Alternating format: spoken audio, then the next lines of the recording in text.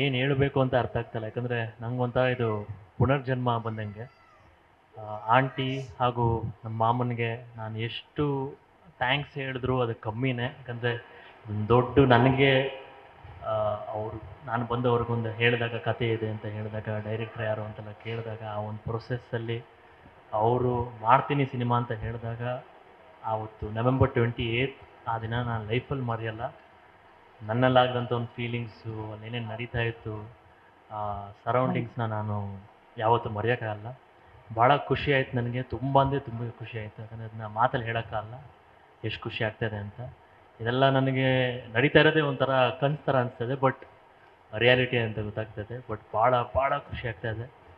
ನನಗೆ ಅವರು ಸಾಕ್ಷಾತ್ ಶಿವ ಪಾರ್ವತಿ ಇದ್ದಂಗೆ, ನನ್ನ ಆಂಟಿ, ನನ್ನ ಮಾಮ ನನಗೆ. ಸಾಕಷ್ಟು ಸಿನಿಮಾಗಳು ಅವರು ಪ್ರೊಡಕ್ಷನ್ ಹೌಸಿಂದ ಬರಲಿ, ನಮಗೊಂದು ಸಿನಿಮಾ ಮಾಡ್ತಾ ಇರೋದು ನಂಗೆ ಭಾಳ ಖುಷಿ ಕೊಟ್ಟಿದೆ. ಹಾಗೆ ಅಮೃತ ಪ್ರೇಮ್ ಅವರಿದ್ದಾರೆ ಈ ಒಂದು ಸಿನಿಮಾಲಿ, ಟಗರುಪಳ್ಯ ಮುಖಾಂತರ ಅವರು ಕನ್ನಡ ಇಂಡಸ್ಟ್ರಿಗೆ ಎಂಟ್ರಿ ಕೊಟ್ಟಿದ್ದಾರೆ. ಪ್ರೇಮ್ ಸರ್ ಬಂದಿದ್ದಾರೆ, ನಮ್ಮ ತಂದೆ ತಾಯಿ ಬಂದರು. ಆ ಒಂದು ಫ್ರೇಮ್ ನೋಡೋಕ್ಕೆ ನಂಗೆ ಭಾಳ ಖುಷಿ ಆಯಿತು. ನಮ್ಮ ತಂದೆ ತಾಯಿ, ಮೈ ಸಿಸ್ಟರ್ಸ್, ನಿವಿ ಆ್ಯಂಡ್ ಮಾಮ, ಆಂಟಿ ಎಲ್ಲರೂ ನೋಡಿದಾಗ ತುಂಬ ಖುಷಿ ಆಯಿತು. ಆ ಒಂದು ಫ್ರೇಮ್ ನೋಡೋಕ್ಕೆ ನಂಗೆ ಭಾಳ ಖುಷಿ ಆಯಿತು.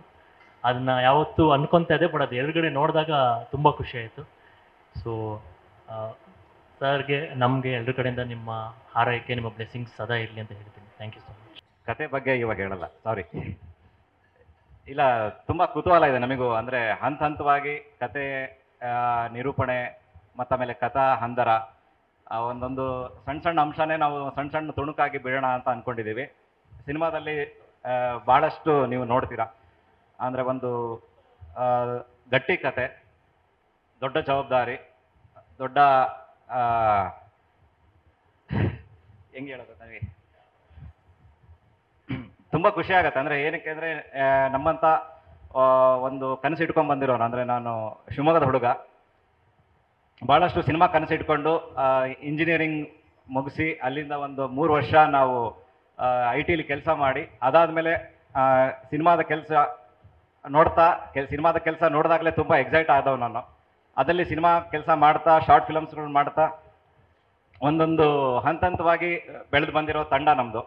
ಅದರಲ್ಲಿ ನಾನು ಫಸ್ಟು ಒಂದು ಸಮರ ಅಂತ ಒಂದು ಸಿನಿಮಾ, ನನ್ನ ಶಿವರಾಜ್ ಕುಮಾರ್ ಸರ್ದು ಸಮರ ಸಿನಿಮಾ ನಾನು ಫಸ್ಟು DD9ನಲ್ಲಿ ನೋಡಿದ್ದು.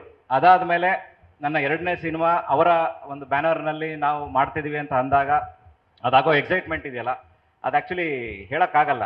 ಆಗಲೇ ಧೀರೇನ್ ಸರ್ ಹೇಳಿದ್ರು, ನವೆಂಬರ್ 26 ಅಲ್ಲ ಸರ್, 28 ನವೆಂಬರ್ 28 ಅದು ಎಂಥ ದಿನ ಅಂದರೆ ರಾತ್ರಿ 11 ಗಂಟೆಗೆ ಶಿವಣ್ಣ ಸರ್ ಕಾಲ್ ಮಾಡಿ, ಇಲ್ಲ ಈ ಸಿನಿಮಾ ನಾವು ಮಾಡ್ತಾ ಇದ್ದೀವಿ, ನಾವೇ ಗೀತಾ ಪಿಕ್ಚರ್ಸ್ ಪ್ರೊಡ್ಯೂಸ್ ಮಾಡ್ತಾ ಇದೆ ಅಂತ ಹೇಳಿದಾಗ ನಿಜವಾಗ್ಲೂ ಮಾತೇ ಹೊರಡಲಿಲ್ಲ. ಆ್ಯಕ್ಚುಲಿ ಅವತ್ತಿನ ದಿನ ನಿದ್ದೆನೂ ಬರಲಿಲ್ಲ. ಮತ್ತು ಮಾರನೇ ದಿನ ನನಗಾಗಲಿ ಮತ್ತು ನಾನು ಧೀರೇನ್ ಸರ್ ನಾವು ಮಾತಾಡ್ತಾನೆ ಇದ್ವಿ, ರಾತ್ರಿ ಇಡೀ ಮಾತಾಡ್ತಾ ಇದ್ವಿ, ಏನು ಸರ್ ಹಿಂಗೆ ಈ ಥರದೊಂದು ಶಾಕ್ ಇದೆ, ಮತ್ತು ಈ ಥರದೊಂದು ಜವಾಬ್ದಾರಿ, ಈ ಥರದೊಂದು ಅವಕಾಶ. ಸೊ ತುಂಬ ಖುಷಿ ಆಗುತ್ತೆ.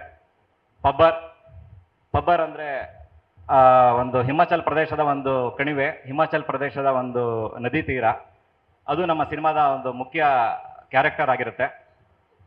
ಮತ್ತು ಧೀರೇನ್ ಅವರ ಆಯ್ಕೆ ಪ್ರಕ್ರಿಯೆ ಭಾಳ ಒಂದು ಕುತೂಹಲ ಅದು ಆ್ಯಕ್ಚುಲಿ. ಅಂದರೆ ನಮ್ಮ ಶಾಕಾರಿ ಸಿನಿಮಾ ಪ್ರೀಮಿಯರಿಗೆ ಅವ್ರು ಬಂದಿದ್ದರು. ಪ್ರೀಮಿಯರಲ್ಲಿ ಅವರು ನಮ್ಮ ಸಿನಿಮಾ ನೋಡಿ ಅದಾಗಿ ಒಂದು 2 ವಾರ ಆದಮೇಲೆ ನಮ್ಮ ಕಾಂಟ್ಯಾಕ್ಟ್ನ ರಘು ಸರ್ ಹತ್ರ ತಗೊಂಡು, ಸರ್ ಒಂದು ಸಿನಿಮಾ ಮಾಡೋಣ ಅಂತ ಹೇಳಿದಾಗ ಒಂದು 2 ಕತೆ ಇತ್ತು ಅವರಿಗೆ ಅಂತಲೇ. ನಾನು ಒಂದು 2 ಕತೆ ಹೇಳಿದಾಗ ಅವರಿಗೆ ಈ ಕತೆ ತುಂಬ ಇಷ್ಟ ಆಯಿತು.